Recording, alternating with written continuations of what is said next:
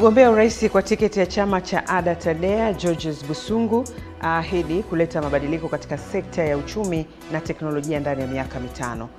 Na katika michezo, uongozi wa klabu ya TRA United wajipanga kufanya vizuri mashindano ya ligi kuu na kombe la shirikisho la CRDB ili kufuzu mashindano ya CAF msimu ujao. Habari za asubuhi watazamaji wetu, karibuni kwenye kipindi cha Asubuhi Njema ambapo tunakuwa na taarifa ya habari na baada ya hapo tunapata fursa ya kuangalia vichwa vya habari vya kipaumbele katika magazeti yaliyotufikia hivi leo. Jina langu ni Dorcas Ramos na tunaanza taarifa yetu ya habari. Mgombea urais kwa tiketi ya chama cha ADA TADEA Georges Busungu amefanya mkutano wa kampeni mjini Tabora na kuwaomba ridhaa wa Tanzania wamchague katika uchaguzi wa Oktoba 29 mwaka huu ili aweze kuleta mabadiliko katika sekta ya uchumi na teknolojia. Ndani ya miaka mitano tu Tanzania itakuwa kama Ulaya. Ni mkutano wa kampeni chama cha ADA TADEA hapa soko la Kachoma Tabora mjini. Kwanza walianza kwa kuzungumzia amani kuelekea uchaguzi mkuu Oktoba 29 mwaka huu. Nimeambiwa kuna maandamano, mimi nawasihi msiende mkaandamane. Nyinyi maandamano yenu ni kwenda kupiga kura. Yule anakuambia twende tukaandamane, mwambie kwanza tuone familia yako imetangulia mbele. Nchi yetu ni ya amani, tuendelee kutunza amani yetu. Mgombea urais Georges Busungu ameahidi kumaliza tatizo la ajira kwa vijana kwa kuleta mabadiliko ya teknolojia. Tumesema tutatengeneza mji maalum kwa ajili ya teknolojia. Nia yetu ni nini? Vijana wote wale wanaomaliza shule sipendi kuona wanazurura mtaani. Watakwenda kwenye jiji lile. Kila mtu mwenye kipaji chake aliyemaliza shule katoka jeshini anaingia pale. Anaonyesha kipaji na kipaji chake serikali inamsaidia. Kila mkoa kuwe na helikopta. Jambazi likitoroka hapa helikopta inaruka chwap. Nia yetu ni kwamba hii mambo ya kutekwa, sijui kuuawa, sijui nini, hatutaki kusikia sisi hapa. Hatutaki kusikia mtu kapotea. Hatutaki kusikia mtu kawawa, hatutaki kusikia mtu haonekani. Kwa nini haonekani? Pia amesisitiza endapo atachaguliwa kuwa rais wa Jamhuri ya Muungano wa Tanzania, serikali yake itaboresha mikopo kwa wafanyabiashara wadogo inayotolewa na halmashauri. Tunataka iwe 10% ili wafanyabiashara wapewe mikopo kwa masharti nafuu. Tunataka tulete mabadiliko, tujenge mabilionea wa Kitanzania. Wananchi bado wanaendelea kupata fursa ya kuwasikiliza wagombea wanavyojinadi kwenye majukwaa ya kampeni ili itakapofika Oktoba 29 kazi itabaki kwao kumchagua yule watakayeona anawafaa. Kutoka Tabora, Pendo Sadu, Channel 10. Kikundi cha wanawake na Samia mkoa wa Rukwa kimefanya matembezi ya amani kuhamasisha mapokezi ya mgombea wa urais kupitia Chama cha Mapinduzi CCM Mheshimiwa Dr. Samia Suluhu Hassan anayetarajiwa kufika mkoani humo mwishoni mwa wiki ijayo kwa ajili ya mikutano ya kampeni.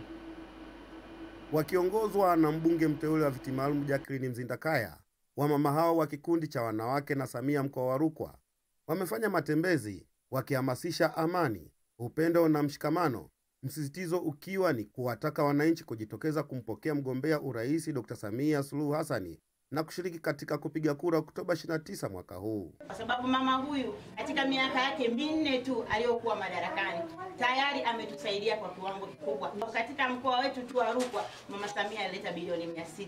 Bilioni 600 hizo zimeenda kwenye miradi ya maendeleo. Nikisema niiseme yote siwezi kumaliza. Watu wahamasishe wanawake wenzetu siku hii ya leo ili basi wakawa kijua kwamba malipo walau mama tuniite siku hiyo tarehe 29 Oktoba ambayo ni kwenda kutiki kuweka vema, na tunamwaahidi sisi asilimia kina mama wote tunakwenda kutiki kuhakikisha mama ameshinda kwa kula nyingi hadi zimwagike. Baadhi ya washiriki wametoa wito kwa wananchi kushiriki katika uchaguzi mkuu bila hofu ya kiusalama wakati wa kupiga kura na baada ya kupiga kura.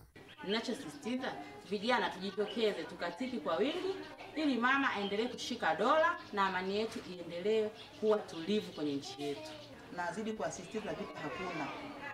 Tumeandaliwa ulinzi wa amani. Kwa siogopi kupiga kura. Kikundi cha wanawake na Samia mkoa wa Rukwa pia wamefanya tendo la huruma kwa kuwashika mkono watoto yatima katika kituo cha yatima cha Katandala mjini Sumbawanga. Kutoka mkoani Rukwa, Wilibodi Sumia, Channel 10.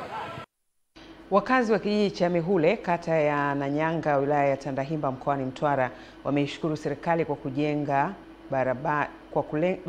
kwa lami barabara ya uchumi inayounganisha wilaya zote za mkoa huo, na kueleza kuwa kwa maendeleo hayo na mengine ambayo yamefanywa na Rais Dr. Samia Suluhu Hassan hawana sababu ya kuandamana na badala yake watamchagua ili kuendelea kupata maendeleo zaidi. Mwandishi wetu Adam Malima ana taarifa zaidi. Katika kijiji cha Mihule, wilaya ya Tandahimba mkoani Mtwara ni shangwe tu.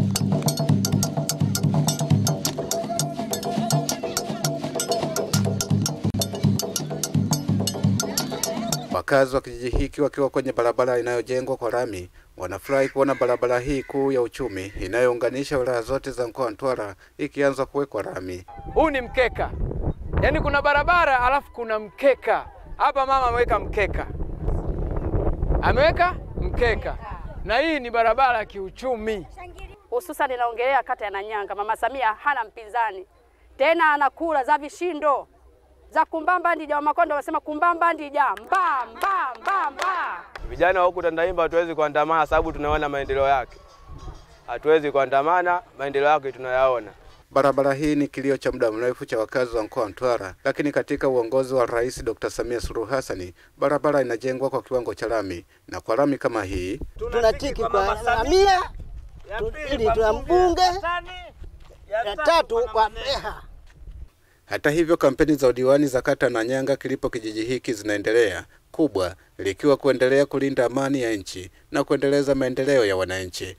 Ukiangalia ilani hiyo ya Chama cha Mapinduzi kwenye ukurasa wa 69, serikali ya Daktari Samia Suluhu Hassan imeahidi kwenda kujenga zahanati 12 kwenye halmashauri ya Tandahimba, ikiwemo na kukamilisha zahanati ya Mihule ambayo sisi wana Mihule hatuna mashaka na hilo. Kuna wa kutuvuruga, na niwaonye vijana, msikubali kutumika vijana wenzangu, msikubali kutumika vijana wa Nanyanga, msikubali kutumika vijana wa Tandahimba. Nendeni mkafanye kazi ambazo ya kupiga kura ambayo itawapelekea nyinyi kupata maendeleo. Nani kama Samia? Kutoka kijiji cha Mihule, kata Nanyanga, wilaya Tandahimba mkoani Mtwara, Damarima, Channel 10. Benki ya CRDB imezindua jukwaa la CRDB Benki Wakala, ambayo inalenga pia kuwajengea uwezo wa kiutendaji mawakala wa benki hiyo, ikiwa ni sehemu ya mikakati yake ya kuboresha na kurahisisha huduma za kifedha nchini na kuendana na mapinduzi ya kidijitali ulimwenguni.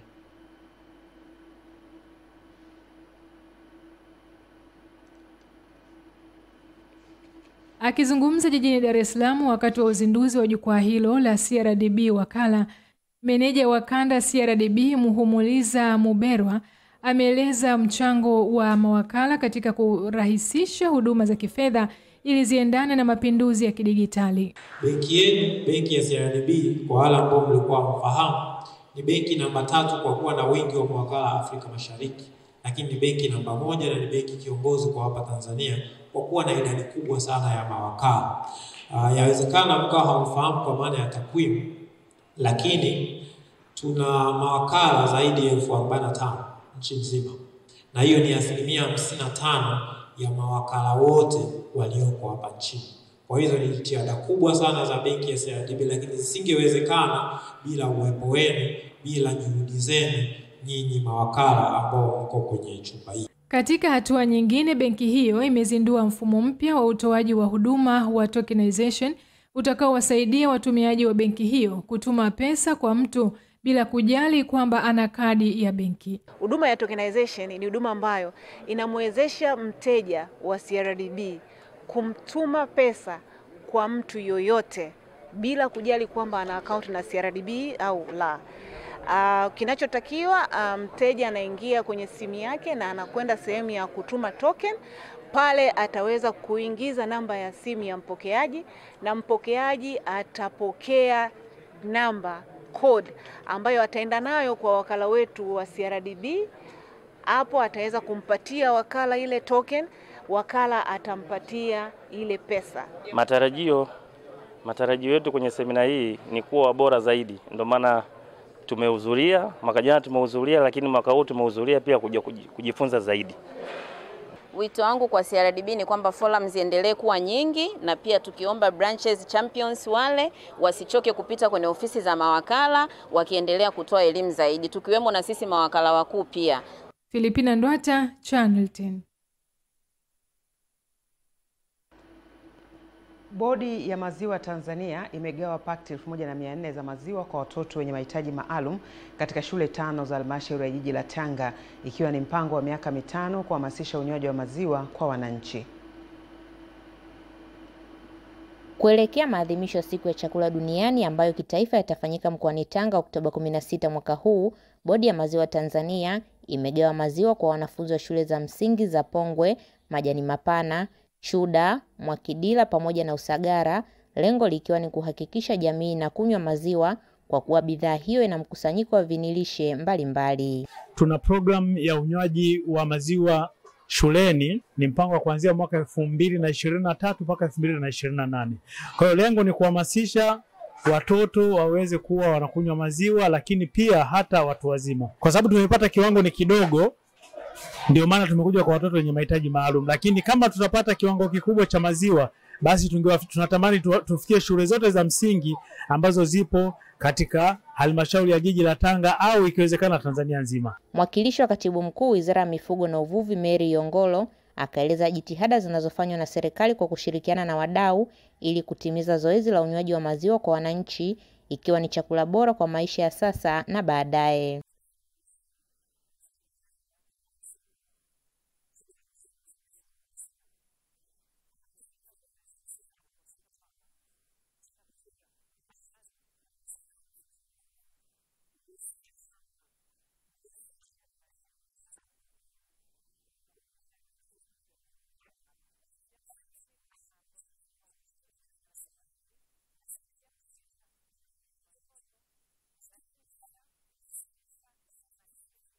Tuungane pamoja kupata lishe bora kwa maisha ya sasa na baadaye ni kauli mbiu ya siku ya chakula duniani kwa mwaka huu. Kutoka Tanga, Haraya Kipingu, Channel 10. Naibu Waziri wa Habari, Utamaduni, Sanaa na Michezo Hamisi Mwinjuma amewaasa Watanzania kutokubali kushawishiwa kuvuruga amani ya nchi, kwani hakuna mbadala wa amani duniani, huku akisisitiza watu kujitokeza kwa wingi kupiga kura tarehe 29 mwezi huu. Ametoa nasaha hizo jijini Dar es Salaam katika kongamano la fursa, kazi na uzalendo kwa vijana wa Tanzania lililoandaliwa na Taasisi ya Wataalamu wa Kiislamu Tanzania TAMPRO, lengo likiwa kuwajengea vijana uzalendo na kuwaunganisha na fursa za ajira nchini. Na mimi niwahakikishie nchi iko macho kwenye pande zote zile, na tunakwenda tarehe 29, uchaguzi utafanyika kwa amani. Sisi tutapiga kura, tutarudi majumbani kwetu, tutapokea majibu ya kura zile kwa hekima, na nchi itaendelea ilipoishia. Niwaombe tusiendelee kuruhusu upotoshaji na tusiendelee kuruhusu kudanganya. Anayekudanganya kama anajua anakudanganya, maana yake kama utakubali yale anayoyasema ni wewe aliyekufanya mpuuzi. Kwamba wao ndio walinzi wa amani na mshikamano wa kitaifa, kwa maana ya misingi, katika misingi isiyoepukika ya maendeleo. Ndio maana kongamano hili limekusudia kuwakumbusha vijana wajibu wao wa kujituma kazini, kuishi kwa uzalendo na kulinda amani ya taifa, hususan tunapokaribia katika kipindi cha uchaguzi mkuu hapa nchini. Akizungumzia mada ya fursa za ajira, mhadhiri kutoka Chuo Kikuu cha Kiislamu Morogoro, Madaila Abdallah, amesema vijana wengi hawana ajira rasmi kutokana na changamoto ya kutokuwepo kwa sheria ajira katika sekta binafsi. Ni kukosa ulinzi wa kijamii na usalama wa kazi. Wanajikuta wanakosa mambo ya msingi kama bima ya afya au uajiri, hawana haki ya likizo ya uzazi, likizo ya ugonjwa au mshahara wa chini. Wengine hubahatika kujiunga katika mifuko ya hifadhi ya jamii kama NSSF, lakini kwa hiari. Hivyo ajira binafsi inabaki kuwa hatari isiyo na ulinzi. Na wewe uko pale kama kijana, unashindwa kumwambia Hapana, hii nchi yetu sote. Utaona kabisa mtu anabeza, lakini huyu anayebeza kwa asilimia 90 ya mafanikio yake ameyapata kupitia hii serikali anayoendesha. Kutoka Dar es Salaam, Fatma Hassan, Channel 10. Shule ya sekondari ya ufundi na sayansi ya kilimo ya St. Jacobs iliyopo wilaya ya Same mkoani Kilimanjaro imeanza kutekeleza kwa vitendo masomo ya ufundi na kilimo shuleni hapo na kuishauri serikali na taasisi za umma na binafsi kuweka vifaa mashuleni kwa ajili ya kufundishia wanafunzi kwa vitendo. Mkuu wa shule hiyo Germanus Peter amebainisha wakati wa mahafali ya kwanza ya kidato cha 4 ya shule hiyo ambapo amesema wameamua kufanya mafunzo kwa vitendo ili kuunga mkono serikali katika kuhakikisha vijana wanaomaliza elimu ya sekondari na vyuo wanakuwa na uwezo wa kujiajiri wenyewe. Serikali kitu cha kwanza kabisa inatakiwa iweke jicho lake katika kitu ambacho mwanafunzi anakifanya kwa vitendo. Kwa maana kwamba sio tu katika kilimo, isipokuwa katika sekta yoyote ile ambayo inamshirikisha mwanafunzi katika swala zima la kutumia ujuzi. Kwa mfano, St. Jacob, mwanafunzi anajifunza kuendesha trekta ambalo linakwenda kumsaidia wakati wa kilimo cha baadaye. Lakini sio tu hivyo, baada ya masomo ya kawaida mwanafunzi anapata muda wa kujifunza vitu vingi. Kwa mfano hapa tuna workshops zipo kama 3, kuna mechanics, kuna carpentry. Elimu hii inatusaidia kwa sababu tukimaliza hapa tunakuwa sio wa kutegemea ajira kwa serikali. Tunakuwa tunaweza kujiajiri wenyewe kwa sababu tunakuwa na ule ujuzi wa ziada, kwa mfano kutengeneza matrekta, kuendesha na kufanya shughuli mbalimbali za kilimo. Hii mafunzo ambayo tumekuja kuelezewa namna ya kilimo bora ambayo ina mantiki mazuri sana kwa sisi wafugaji. Usibakie ufugaji tu, bali tuwe wafugaji na tuwe wakulima hodari. Aidha, shule hiyo inayomilikiwa na Jimbo Katoliki Same wakazindua kisima kikubwa cha kuvunia maji ya mvua chenye uwezo wa kuhifadhi maji zaidi ya lita 500 kwa ajili ya umwagiliaji, huku wakishauri serikali na taasisi kama vile shule kuweka miundombinu ya kuvunia maji. Same inapata maji kutoka kwenye mradi wa Mwanga Same, ambapo kuna sehemu zingine ni kweli kwamba kuna ukame na ni ngumu sana kuweza kupata maji kwa wakati. Kwa serikali, kitu ambacho ninajaribu kuishauri, kuna uwezekano mkubwa wa kuweza kuwekeza kwa mfano kwenye hivi visima. Kwa mfano St. Jacob, baada ya kuona pamoja na kwamba maji yapo, ndio maana kikatengenezwa kisima ambacho kina uwezo wa kukusanya maji zaidi ya lita 500. Lakini maji hayo lita 500 ni yanakusanywa kutoka kwenye haya maji ya mvua. Unaona kabisa kwamba kuna juhudi kubwa imefanyika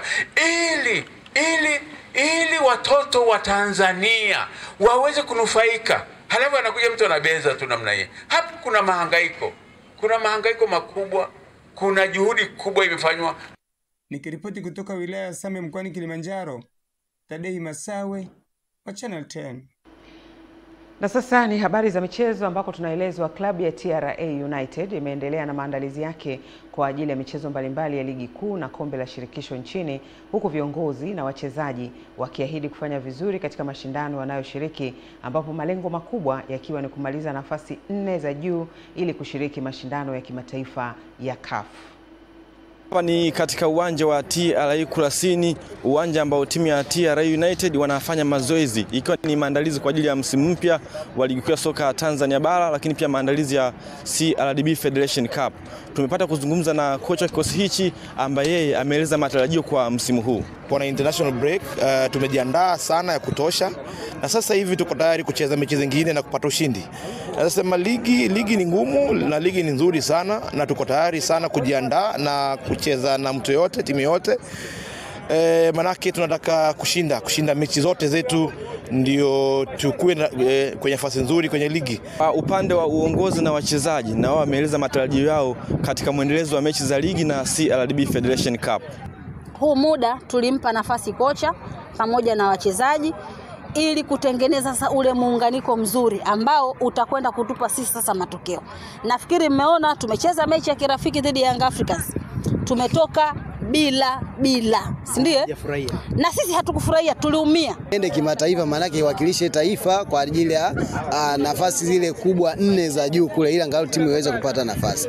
Na nirejee tu kauli ya kamishna mkuu alitupa maagizo kwamba timu anataka iwe shindani, na sisi tunataka timu iwe shindani. Almost timu inavyokuwa mpya na timu yenye taasisi kubwa siku zote inakuwa na mipango au malengo yale makubwa kama vilabu vingine vilivyo, na katika moja ya matarajio yao kama klabu ni kuchukua ubingwa. Timu yetu ni nzuri, tuendelea kupambana ili tuweze kumaliza nafasi za juu, ili sisi tuweze kuonyesha kitu msimu. Mchezo unaofuatia kwa TRA United itakuwa ni Oktoba 22 ambapo watashuka dimbani katika uwanja wa nyumbani pale Ali Hassan Mwinyi Tabora kukipiga dhidi ya Mashujaa kutokea kule Kigoma.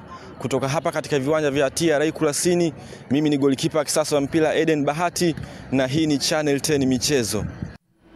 Mwisho wa taarifa yetu ya habari. Baada ya muda mfupi tunapata fursa ya kuangalia vichwa vya habari vilivyopewa kipaumbele katika magazeti yaliyotufikia hivi leo. Endelea kuwa nasi.